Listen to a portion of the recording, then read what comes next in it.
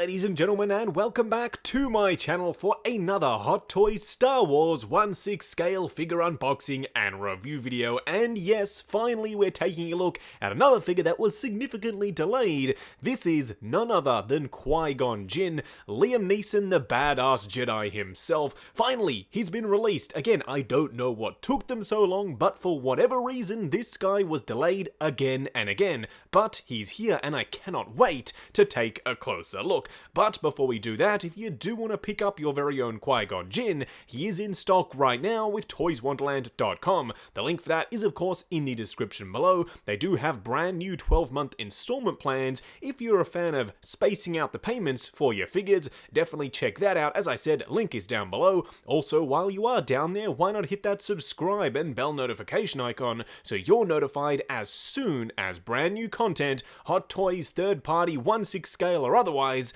goes live on the channel. What we're gonna do now though is get the box off the rotating turntable and do the unboxing. And here of course we have the box art for Qui-Gon Jinn himself. I have to say I really do like the image of the figure right up there in the front. Really darn impressive in terms of the sculpt and the outfit. Cannot wait to get this figure out of the box. Now technically Qui-Gon is the first MMS style figure in the episode 1 line. We did get of course Darth Maul, but he was a DX style figure, so we haven't really seen what an episode 1 piece of box art would look like. And of course Hot Toys have decided to use that wraparound sort of sticker piece that goes around the entire front and sides, except this time there is a little piece of sticky tape to hold Qui-Gon's lightsaber in place. A bit weird, honestly. I don't know why Hot Toys or when Hot Toys decides to use that piece or not. It's kind of a bit like whenever they feel like it. Now you can see a piece of artwork on the inside of the box here. Of course, Qui-Gon versus the DX version of Darth Maul. I don't quite know why Darth Maul is in the air and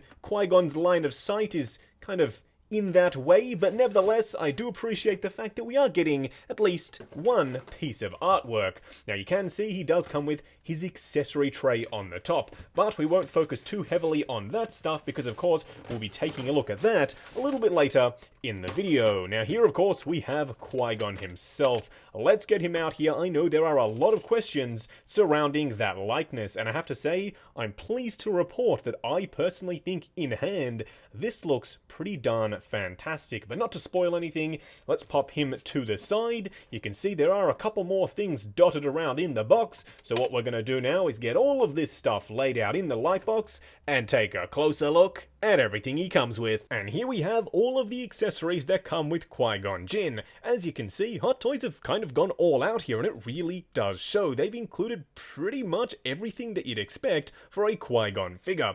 Taking a look at the display base first though, you can see it's a nice rectangular design.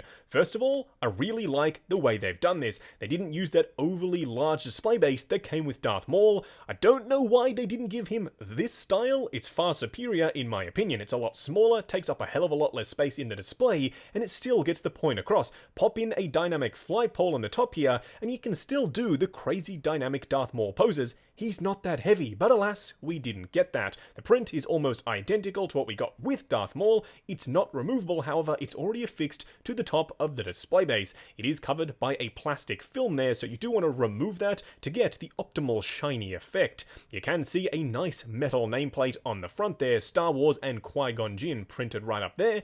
It is one of the only sort of lines, in terms of Star Wars at least, that Hot Toys have deemed worthy for these metal display base names. I don't know why, honestly, because I really do like the way they look. They bring a nice sort of premium pop to the collection. Now of course he does come with his Jedi Robe here. It's a nice piece, although I do think it's a little bit lighter than it should be. When I went back and rewatched episode 1, his robe was significantly darker than what we saw with Obi-Wan. Granted, we don't have an episode 1 Obi-Wan yet, but I don't think that it would be a hell of a lot lighter than what we're seeing right here. His was almost a really deep chocolate brown. This is a little bit light in my personal opinion, but at least the hood is wired, and I really do like the way it looks, just like all of the other Jedi robes that we've gotten from previous Jedi figures. Now, of course, Qui-Gon does come with his Tatooine Poncho. It's nicely weathered, as you can see on the arms right there, although fresh out of the box, it will be creased. So, to sort of get rid of the creases, steam up your kettle, pop this over the top of the opening, be careful not to burn yourself, and those creases should come right out. It is, of course, wired on the edges there, but it's a very, very soft wire, so you will kind of have to fight with it to get it to look the way you want. Of course, you will see this on Qui-Gon a little bit later in the video. For those of you who don't know, right at the end of the video, I always showcase a couple of poses with the figure. This will definitely be included for one of them. Now, taking a look at his lightsaber, first of all, I've always really liked the hilt for Qui-Gon. It's overly big, but it's also totally badass. I really like the way it looks. It's mostly black with only a tiny little bit of silver, but it looks really darn cool. And of course, it does come with a nice green translucent blade. You will have to remove the blade to plug it in to the light up arm, and don't worry, we'll talk about that in just a second. Luckily, Qui-Gon has also achieved the slicing blade effect. We do get it sometimes with Jedi figures and also sometimes not. I'm not exactly sure how they determine who gets it and who doesn't, but recently they've kind of been throwing it in the box, and I really do like the swooshing effect. It's a nice piece, and honestly, I hope they keep this going as the line progresses. Now, taking a look at the little light up arm, no, I won't be popping this on the figure, but in the very next clip, I will turn the lights off, pop the blade in, and show you how it looks with the lights turned on. Another quick thing of note is I didn't know that Qui-Gon had these wraps on his arms. Kudos to Hot Toys and their research team for getting this just right, because it looks darn fantastic, and is something that, as I said, I honestly didn't know Qui-Gon even had. But you can see the lightsaber is already pre-molded in the hand there. Now, Qui-Gon does come with his little holographic projector there, and you can plug in a few different options. We do have his Nubian Starfighter plugged in there. You can simply remove that and plug in, for instance, Mace Windu.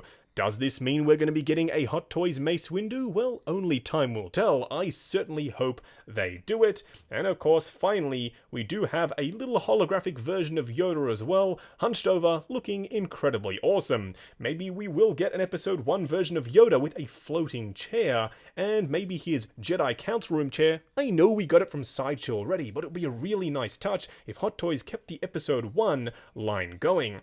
Now, this is, of course, his little Jedi Communicator. This apparently is a known piece in the community. Apparently this is like a razor, a lady's razor or something like that, but nevertheless, Hot Toys did nail it. The detail looks fantastic. It's painted, sculpted, and detailed really darn nicely, as simple and as tiny as this piece is. Now, we do of course get the little grappling hook. At least that's what I think this is. There's nowhere in the instructions that mentions exactly what this piece is. Do let me know if you know down in the comments below, but I do like the paint app. It's a nice silver piece with a slight little bit of gold on the little tip there. Now, of course, he does come with a wide array of hands, a bunch of force-wielding hands like this one right here. They are nicely done, but again, they are just skin-tone hands, fairly basic. The final accessory that he does come with isn't really an accessory at all. They're the little plug pieces to plug into the hilt of the lightsaber. So you do get one that's meant to be used on the belt, and one that's sort of meant to replicate this look right here, a more collapsed version. I honestly don't like the way they've done that. I would have liked them to have just had this tiny little piece right there, but made it magnetic, so when it pops onto the belt, just like we saw on the Episode 2 Yoda, it just sits on there rather than having to be plugged in. As you can see, that's the longer one there, so you will actually have to swap it out for your collection display purposes, otherwise it might look a little bit goofy. What we're going to do now, though, is turn the lights down, pop in a lightsaber blade into this arm, and take a closer look. And here we have the lit up lightsaber arm itself in all its glory, and honestly this happens to be one of the better ones, but I don't think it's down to the actual construction of the arm. I do think it's down to the actual blade itself. It's a really nice conductive translucent green, and what I mean by that is it conducts light very nicely all the way to the tip there. As you can see, it's coming all the way through onto my fingers there. I'm really impressed with the way it looks. Now, installing the swooshing effect, this, in my opinion, looks a little bit worse. The light doesn't carry over as nicely all the way to the tip there. I do think it's because they've chosen a green light in the hilt. I do think that they could have just used a normal white LED, and it would have perhaps been a little bit brighter. The green dulls it down a little bit.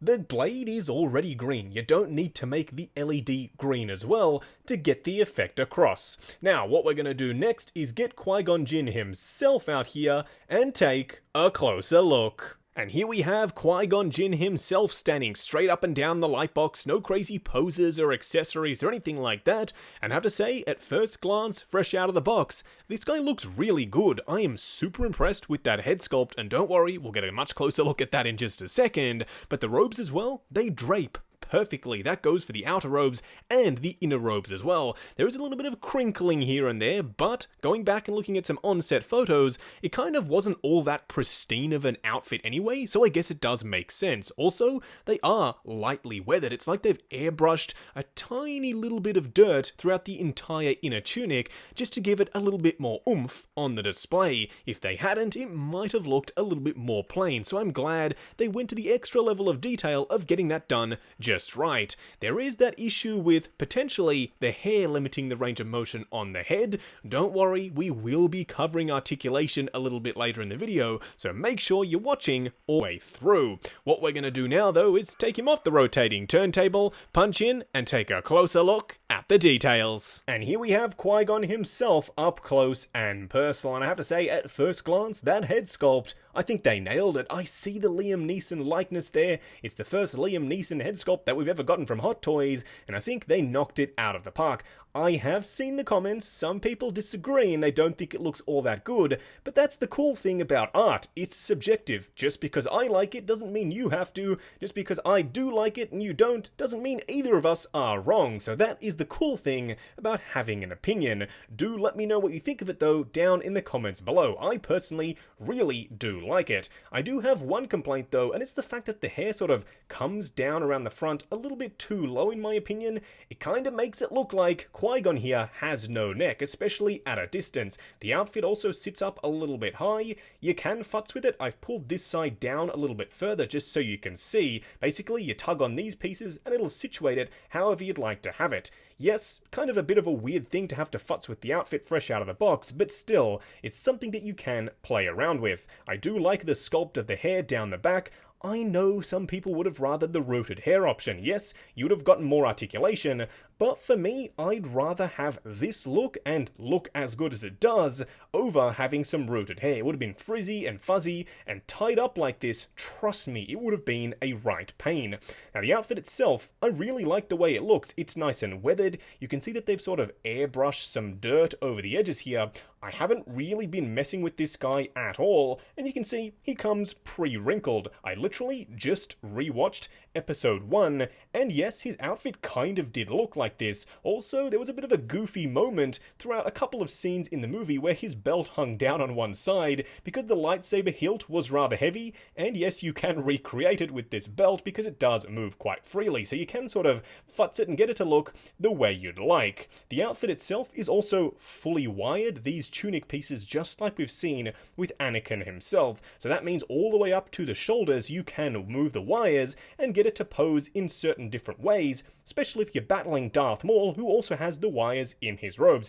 If we ever do get an episode 1 Obi-Wan, fingers crossed he also has the wires in his tunic so you can get a little bit more creative. The pants themselves are nicely baggy, they shouldn't really hinder your articulation. They are a nice deep chocolate style brown, and I really like the way they look. I know it's a little bit silly that you can barely sort of see them under the outfit itself, but honestly, I think Hot Toys did nail it. Moving down to the boots, they are your typical Jedi style boots, except this time there are some straps along the front. Accurate to the movie, yes, and I really like the way they've done that. It's a new design. We haven't seen this before, and I'm always glad to get different sort of stuff when it comes to Star Wars characters. Usually, we get these straight-up pleather black boots, but this time something different is a really nice addition. Also, you can see he doesn't really suffer as much from that sort of jut in at the ankle there. They kind of have fixed it, but if you do get a little bit crazy, it will still do it, and you'll have to futz with it, pull the top of the boot up,